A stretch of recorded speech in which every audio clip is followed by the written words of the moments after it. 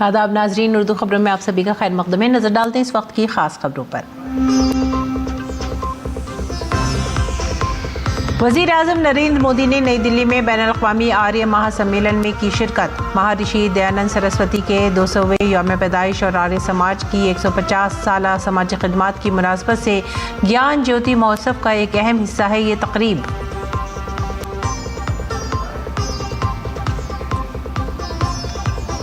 मर्द आहन को उनके 150वें यौम पैदाइश पर सलाम। वज़ीर आज़म नरेंद्र मोदी ने दो टोक अल्फाज में केवड़िया में कौमी यकजहती के दुश्मनों को मुखातिब करते हुए कहा, अपनी सलामती और वक़ार पर समझौता नहीं करता है भारत।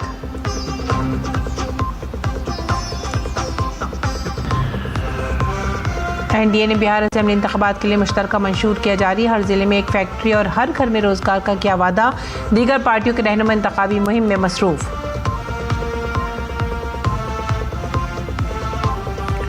वज़ीर दिफा राजनाथ सिंह ने भारत आसियान शराकत दारी पर दिया जोर। कुआलालंपुर में मुनक़िद आसियान वज़राए दिफा की मीटिंग प्लस में अमन, इस्तेहकाम और खुशहाली को दी तरजीह। 2026 की आसियान भारत मशक़ में शिरकत की दी दावत।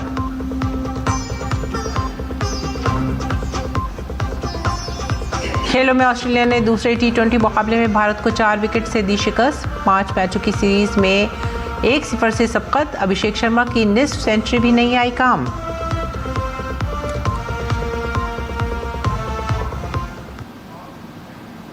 खबरें अब तफसील से। वज़ीर आज़म नरेंद्र मोदी ने नई दिल्ली में बैनुल-अक़वामी आर्य महासम्मेलन 2025 में शिरकत की। ये तकरीब ज्ञान ज्योति महोत्सव का एक अहम हिस्सा है, जिसका एहतमाम महर्षि दयानंद सरस्वती के 200वें यौम पैदाइश और आर्य समाज की समाजी खिदमत के 150 साल मुकम्मल होने की याद में किया गया है। महासम्मेलन ने भारत और बैरून मुल्क आर्य समाज की इकाइयों के नुमाइंदों को जमा किया, जिसने महर्षि दयानंद के इस्लाही नज़रियात और तंजीम की आलमी रसाई की आलमगीर मुताबिकत के का भी मुजाहिरा किया। महासम्मेलन का मकसद महर्षि दयानंद सरस्वती की इस्लाही और तालीमी मीरास का एहतराम करना, आर्य समाज की तालीम, समाजी इस्लाहात और कौम की तामीर में खिदमत के 150 साल का जश्न मनाना और विकसित भारत 2047 के विजन के मुताबिक वैदिक उसूल और मकामी इक़दार के बारे में आलमी बेदारी की तरगीब देना है।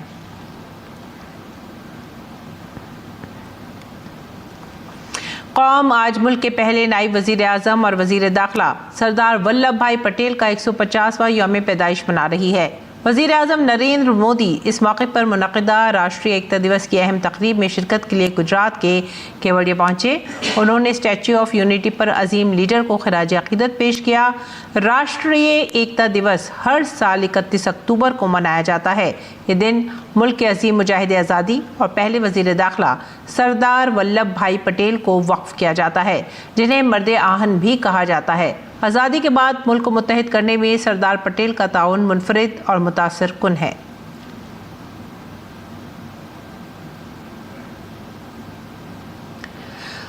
वज़ीर आज़म नरेंद्र मोदी ने राष्ट्रीय एकता दिवस की तकरीबात में शिरकत की। इस दौरान उन्होंने एकता दिवस के अहद का इंतज़ाम किया और एकता दिवस परेड में हिस्सा भी लिया।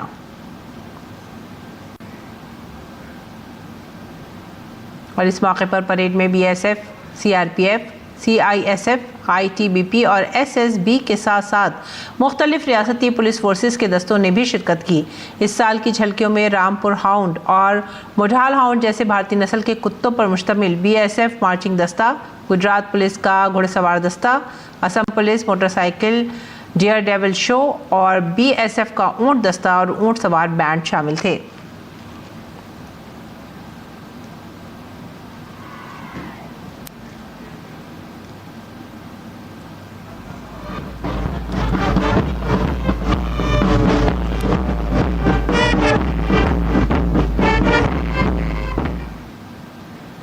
और इस मौके पर फनकारों की जानिब से सकाफती प्रोग्राम का भी इनेकाद किया गया, जिसमें भारत की क्लासिकी रक्स की नुमाइश की गई, जिसमें भारतीय सकाफत और तन्नुव को दिखाया गया। ये विचार नहीं, ये क्रांति है, अपने भारत की वाणी है, अपने भारत की वाणी है, ये क्रांति है।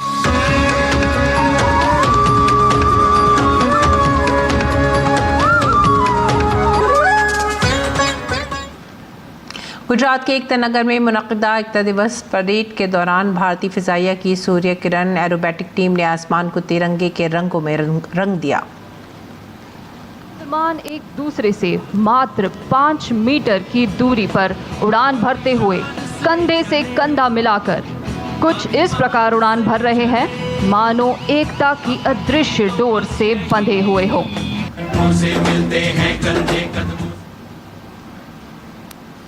वज़ीर आज़म नरेंद्र मोदी ने एकता दिवस की अहमियत को बयान किया।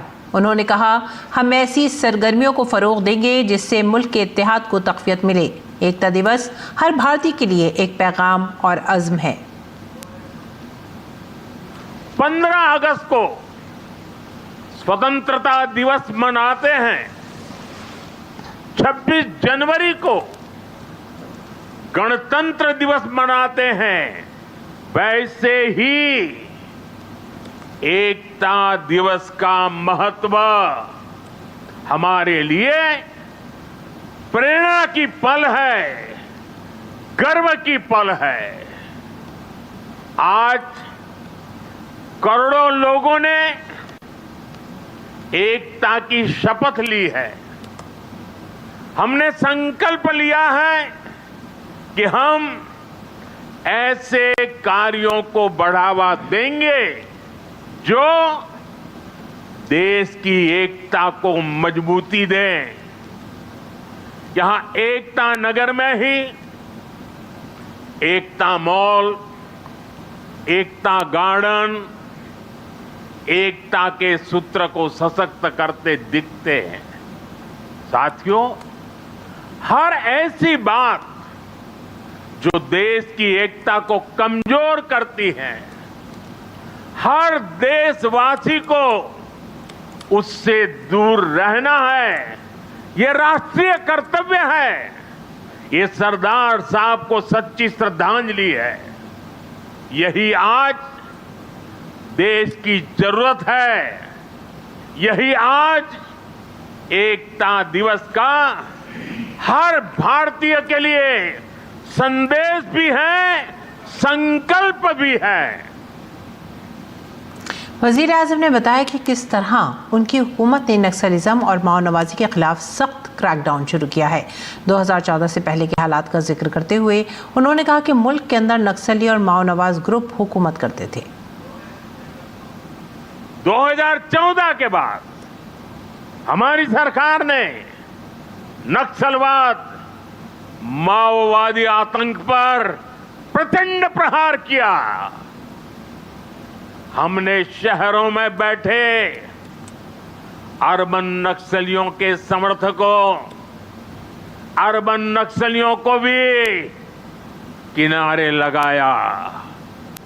हमने वैचारिक लड़ाई भी जीती और नक्सलियों के गढ़ में जाकर उनसे मोर्चा लिया।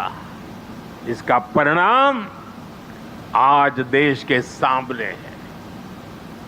2014 के पहले देश के करीब 125 जिले माओवादी आतंक की चपेट में थे। आज ये संख्या केवल 11 बची है और उसमें भी सिर्फ 3 जिलों में ही नक्सलवाद अभी भी कुछ गंभीर रूप से हावी है। और आज मैं सरदार पटेल के सानिध्य में एकता नगर की इस धरती से पूरे देश को भरोसा दिलाता हूं, जब तक देश नक्सलवाद, माओवाद, उस आतंक से पूरी तरह मुक्त नहीं हो जाता, हम रुकने वाले नहीं हैं। वज़ीर आज़म मोदी ने दरअंदाजों को मुल्क के इत्तेहाद और दाखिली सलामती के लिए सबसे बड़ा खतरा करार दिया। उन्होंने इल्ज़ाम लगाया कि साबिक़ा हुकूमतें उनके खिलाफ मौसर कार्रवाई करने में नाकाम रही हैं। आज देश की एकता और आंतरिक सुरक्षा को बहुत बड़ा खतरा घुसपैठियों से भी है। देश के भीतर दशकों से विदेशी घुसपैठिए आते रहे, वो देशवासियों के संसाधनों पर कब्जा करते रहे, डेमोग्राफी का संतुलन बिगाड़ते रहे, देश की एकता दांव पर लगाते रहे। लेकिन पुरानी सरकारें इतनी बड़ी समस्या पर आंख मूंदे रही। वोट बैंक की राजनीति के लिए राष्ट्र की सुरक्षा को जानबूझकर खतरे में डाला गया। और भारत की आज़ादी के बाद जब पूरा मुल्क शाही रियासतों, इख्तिलाफात और अदम इस्तेहकाम के दरमियान समत तलाश कर रहा था, तो सरदार वल्लभ भाई पटेल आज़म, फैसला कुन और गैर मुतज़ल्ज़िल हुब्बुल वतनी के अलामत के तौर पर उभर कर सामने खड़े हुए। और मुल्क के इत्तेहाद और सालमियत को मजबूत करने में सरदार पटेल ने जो किरदार अदा किया, उसे मुल्क कभी फरामोश नहीं कर सकता। आज़ादी के बाद आज हम जिस मजबूत भारत की तस्वीर देख रहे हैं, वो सरदार पटेल के पुख्ता अज़्म का ही नतीजा है। कौम के लिए उनकी गैर मामूली शिराकत की वजह से उनकी सालगिरह 31 अक्टूबर को एकता दिवस के दिन पर मनाया जाता है। भारत की आज़ादी के वक्त अगर कोई एक बड़ा चैलेंज था तो वो ये था कि मुल्क की यकजहती और सालमियत को कैसे बरकरार रखा जाए, क्योंकि अंग्रेजों की मुल्क को टुकड़ों में तकसीम करने की मक्काराना पॉलिसी थी। लेकिन ये सरदार पटेल के पुख्ता और दूर अंदेशाना अंदाज़े फिक्र की वजह से न सिर्फ तमाम रियासतें भारत का हिस्सा बन गईं और मुल्क टुकड़े टुकड़े होने से बच गया। ऐसे में आप अंदाजा लगा सकते हैं कि अगर सरदार पटेल जैसा अजीम लीडर ना होता तो मुल्क का नक्शा कैसा होता। दरअसल आजादी के वक्त मुल्क में 565 रियासतें थीं। माउंट बैटन प्लान के तहत राजा और रजवाड़ों को दोनों मुल्कों में से किसी एक को चुनने या अलग रहने का इंतखाब दिया गया था। ऐसे में बतौर वजीर दाखिला के तौर पर सरदार पटेल पर अवाम की हिफाजत और मुल्क को मुत्तहद रखने की दोहरी जिम्मेदारी थी। ताहम सरदार पटेल की सियासी जहानत की वजह से हैदराबाद, जूनागढ़, भोपाल और कश्मीर समेत तमाम रियासतें भारत का हिस्सा बन गईं। वल्लभ भाई पटेल को बिला वजह कौम का सरदार नहीं कहा जाता। गुलामी के दिनों में अंग्रेजों के इस्तेसाल और समाजी बुराइयों से लड़ने के उनके जोश ने उन्हें एक पुरअज़्म और मजबूत इरादे वाले लीडर में बदल दिया। उन्होंने किसानों के तहत बरतानवी पॉलिसी के खिलाफ खेड़ा और बारदोली सत्याग्रह की क़यादत की। उनकी कामयाब क़यादत ने न सिर्फ बरतानवी इंतजामिया को हथियार डालने पर मजबूर किया, बल्कि पटेल को कौम के सरदार और एक मुमताज़ अवामी रहनुमा के तौर पर भी कायम किया। 31 अक्टूबर 1875 को खेड़ा जिले के नाडियाड में गुजरात में एक किसान घराने में पैदा हुए सरदार पटेल अपनी मेहनत और काबिलियत से न सिर्फ जद्दोजहद आज़ादी में बल्कि आज़ाद भारत में भी एक नुमाया शख्सियत बन गए। कुर्बानी और लगन की एक मिसाल सरदार पटेल तहरीक आज़ादी में शामिल होने के बाद इसका एक लाजमी हिस्सा बन गए। कौम की आज़ादी की जद्दोजहद में उन्हें कई बार जेल जाना पड़ा, लेकिन गैर मुतज़ल्ज़ल हौसले के साथ उन्होंने हमेशा भारत की आज़ादी, मुत्तहदा भारत के क़याम और एक नए भारत की बुनियाद रखने के लिए काम किया। अदम ताउन की तहरीक, नागपुर फ्लैग सत्याग्रह, डांडी मार्च और भारत छोड़ो तहरीक में उनके नुमाया किरदार ने उन्हें मुल्क के मजबूत तरीन लीडरों में से एक बना दिया।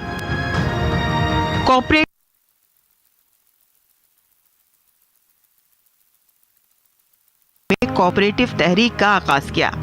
ये सरदार पटेल ही थे जिन्होंने अमूल का बीज बोया और त्रिभुवन दास पटेल जी ने सरदार पटेल के ख्यालात, रहनुमाई और इल्हाम से मुतासिर होकर 1946 में अमूल की बुनियाद रखी।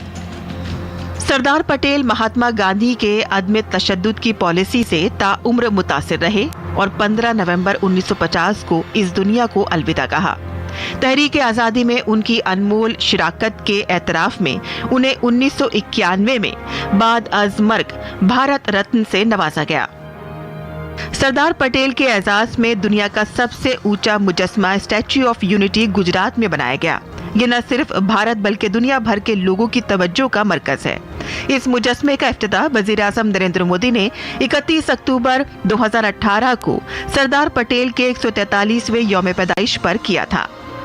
सरदार पटेल एक कर्म योगी थे जिन्होंने अपने विजन को हकीकत तक पहुंचाने के लिए सख्त मेहनत और साबित कदमी से काम किया।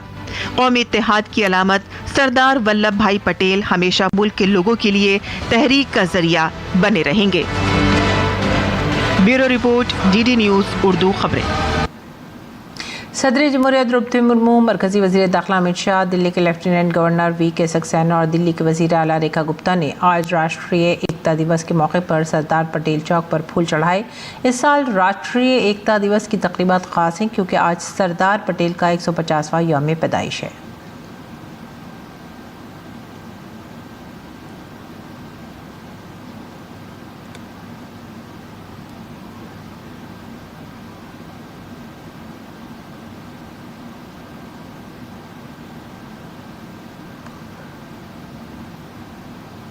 और नायब सदर C.P. राधाकृष्णन ने सरदार वल्लभ भाई पटेल को उनकी यौम पैदाइश पर खिराज अक़ीदत पेश करते हुए एक्स पर लिखा, सरदार वल्लभ भाई पटेल के 150वें यौम पैदाइश पर मैं भारत के मर्द आहन को खिराज अक़ीदत पेश करता हूँ, जिसके गैर मुतज़लज़ल अज़्म और विजन ने एक मुख्तलिफ जमहूरी कौम को मुत्तहिद किया।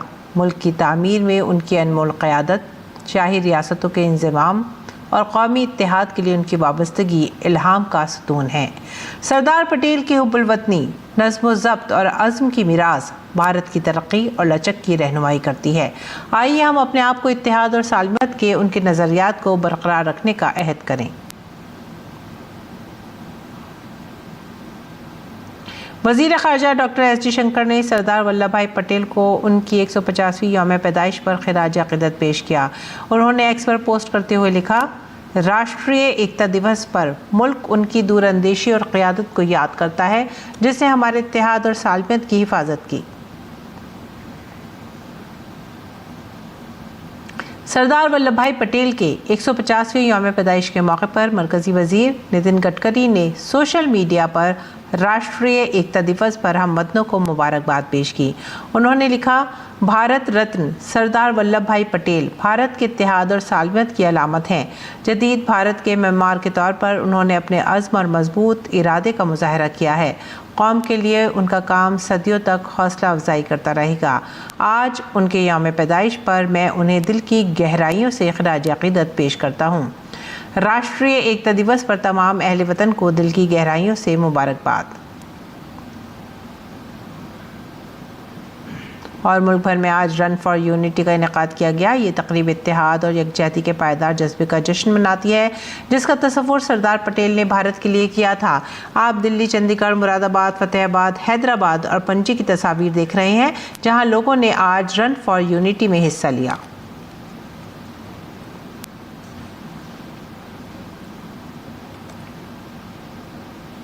राष्ट्रीय एकता दिवस के मौके पर पंजाब के गवर्नर गुलाब चंद कटारिया ने चंडीगढ़ में सुखना झील पर रियासती सदह के पैदल मार्च को हरी झंडी दिखाकर रवाना किया।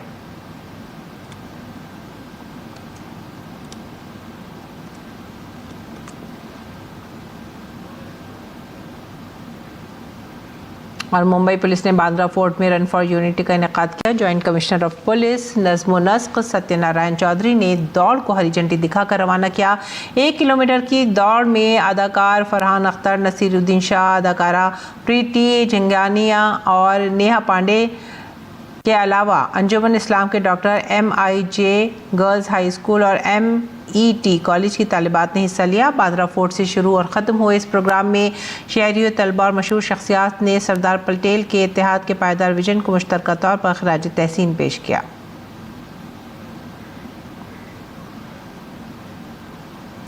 मलेशिया के कुआलालंपुर में वज़ीर दिफा राजनाथ सिंह ने अपने हम मनसब अमरीकी वज़ीर दिफा पीटर हेग्सेथ से मुलाकात की।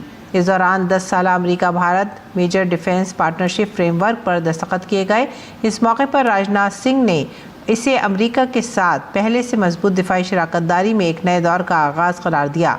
उन्होंने कहा कि ये दिफाई फ्रेमवर्क मुआहदा भारत अमेरिका दिफाई ताल्लुकात को एक नई समत फराहम करेगा। राजनाथ सिंह ने इसे भारत और अमरीका के दरमियान बढ़ती हुई स्ट्रैटेजिक मसरूफियात और शराकतदारी की एक नई दहाई का आगाज़ करार दिया। वज़ीर दिफा ने कहा कि दिफा मुआहदा भारत और अमरीका के दरमियान दो तरफ़ा ताल्लुकात के एक अहम सतून की तरह साबित होगा। उन्होंने कहा कि हमारी शराकतदारी को एक आज़ाद, खुले और कवायद पर मबनी हिंद बहरुल काहिल खित्ते को यकीनी बनाने के लिए अहम करार दिया। 3 बार टेलीफोनिक वार्ता हमारी हो चुकी है और जब आपसे एडीएम के गाइडलाइंस पर व्यक्तिगत रूप से मिलकर मुझे बेहद खुशी हुई है और इस अवसर पर डिफेंस फ्रेमवर्क की शाइनिंग मैं समझता हूँ कि उसके परिणाम स्वरूप आज एक नए अध्याय का प्रारंभ होगा। इन शब्दों के साथ मैं पुनः आपको धन्यवाद देता हूँ और मेरा पूरा विश्वास है कि आपकी लीडरशिप में भारत और यूएस के रिश्ते और अधिक मजबूत होंगे। The partnership we have with India, it's one of the most consequential U.S.-Indian relationship in the world. And our strategic alignment is built on shared interests, on mutual trust, and a commitment to a secure and prosperous Indo-Pacific, which is precisely the conversation we had. It was the world's oldest democracy and the world's largest. And this new 10-year defense framework that we signed is ambitious. It's a significant step for our two militaries, a roadmap for deeper and even more meaningful collaboration ahead. It underscores America's long-term commitment to our shared security and our strong partnership between our countries. We have a major defense partnership that is ongoing and made even more powerful by this agreement. So, sir. आगे बढ़ेंगे अगली खबर की तरफ। NDA ने आज पटना में 2025 के बिहार असेंबली इंतखाबात के लिए अपना संकल्प पत्र इंतखाबी मंशूर जारी किया है। इस मौके पर बीजेपी के कौमी सदर जेपी नड्डा, वजीर आला नीतीश कुमार, HAMS के सरबराह जितेन राम मांझी, LJP रामविलास के कौमी सदर चिराग पासवान, RLM के सरबराह उपेंद्र कुशवाहा और दीगर रहनुमा मौजूद थे। एनडीए इत्तेहाद ने 25 अहम वादों के साथ अवाम तक पहुँचने का फैसला किया है। एनडीए का मंशूर बुनियादी तौर पर रोजगार की तख्लीक और सनती तरक्की पर मरकूज है। इसमें माशरे के तमाम तबकात बिलखुसूस ख़वातीन और नौजवानों को मुखातिब किया गया है। एनडीए ने किसानों के लिए सालाना 3,000 रुपये, 7 एक्सप्रेस वे, मुफ्त बिजली, तिब्बी इलाज, मुस्तकिल मकानात और कर्पूरी ठाकुर सम्मान निधि के साथ अगले 5 सालों में 10 मिलियन मुलाजमतों का वादा किया है। दूसरी जानिब महागठबंधन के लीडरों ने भी इंतखाबी तहसील में पूरी ताकत झोंक रखी है।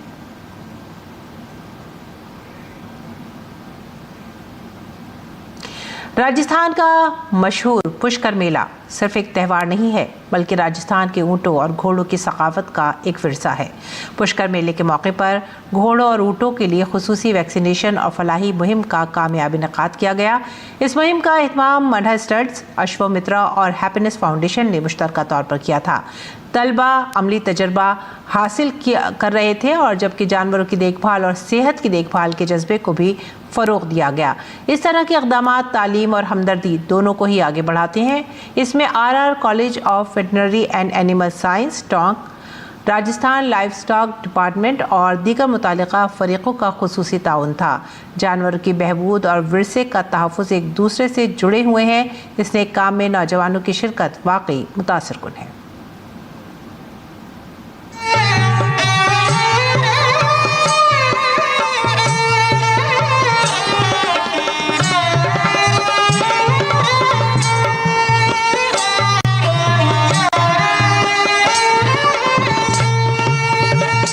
आज हम मेला ग्राउंड्स पुष्कर में मौजूद हैं, जहां पर चल रही है वेलफेयर वैक्सीनेशन ड्राइव। और जैसे कि आप देख सकते हैं मेरे साथ मौजूद है मोर मुकुट, जिसको अभी टिटनेस की वैक्सीन दी गई है।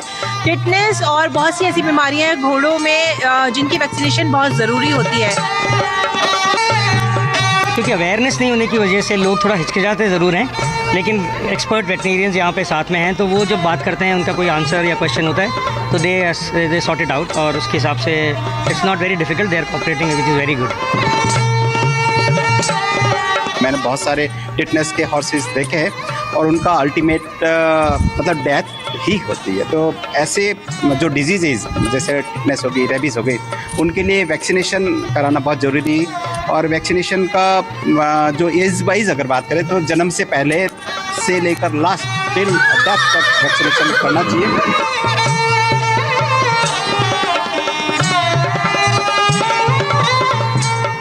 क्योंकि लोडिंग अनलोडिंग में घोड़ों को चोट लगती रहती है, आपस में भी कई बार चोट खा जाते हैं। तो मेरे ख्याल से टिटनेस का और रेबीज का इंजेक्शन डेफिनेटली लगवाना चाहिए। लेकिन कई बार जो पशुपालक होते हैं वो वैक्सीनेशन के बारे में इतना जानते नहीं हैं और इसीलिए यहाँ पर ये अवेयरनेस कैंपेन लगाया गया है ताकि डॉक्टर्स जो हैं पशुपालकों से सीधा संपर्क में आएँ और उन्हें बताएं कि अपने पशु की देखभाल कैसे करनी है, उसकी सेहत का ख्याल कैसे रखना है। पुष्कर मेला ग्राउंड से डीडी न्यूज़ के लिए सादिया अलीम, चंद्रशेखर शर्मा के साथ। खेल की खबरों में ऑस्ट्रेलिया ने 5 मैचों की T20 सीरीज के दूसरे मैच में भारत को 4 विकेट से शिकस्त दे दी। ऑस्ट्रेलिया ने जीत के लिए भारत का 126 रन का हदफ 13.2 ओवर में 6 विकेट के नुकसान पर हासिल किया। इस फतह के साथ ही ऑस्ट्रेलिया ने सीरीज में 0-1 की बर्तरी हासिल कर ली है। इसी के साथ ही आप हमारी पूरी टीम को दीजिए इजाजत। आदाब।